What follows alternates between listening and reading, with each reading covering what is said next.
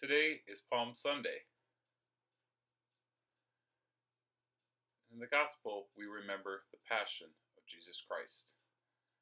And I wanted to take the opportunity to talk to you about one of the Catholic traditions that we have that people seem to forget about.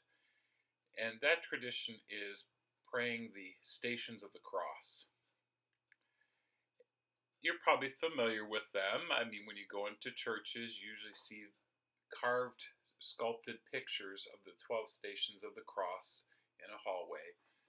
One where Jesus was carrying the crucifix, one where he fell, all the way up to the last one where he was crucified.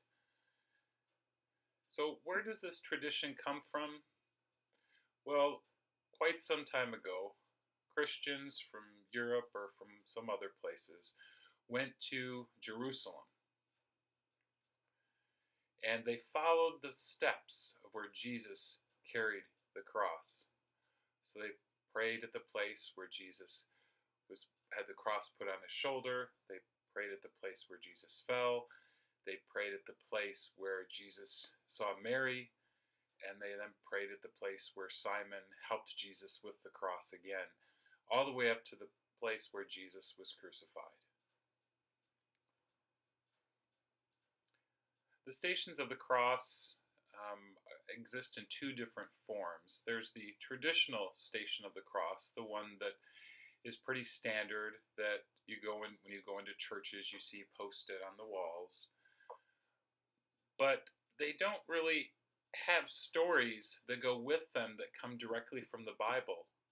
The story that goes with each station has been passed down from generation to generation. For example, Jesus fell 3 times, but it doesn't say anything about that in the Bible. So about 30 some years ago, Saint Pope John Paul II added a new type of Station of the Cross. And he called that a scriptural Station of the Cross. And that is the different stories that come from the Bible that pertain to each station.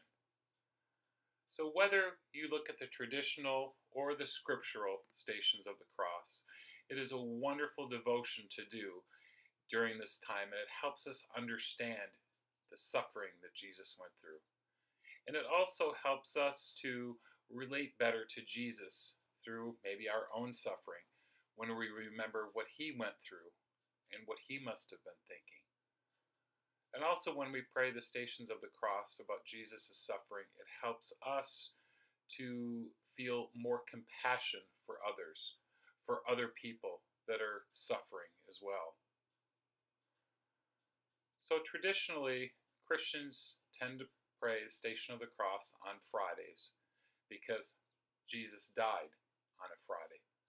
But we're not restricted to just Fridays. They can be prayed at any time. So I'm hoping that this Friday, this Good Friday, you will take the opportunity to pray the Stations of the Cross. And if you're not sure how to do it, there are plenty of resources available to you on the internet on how to pray the Stations of the Cross. Thank you, and God bless you.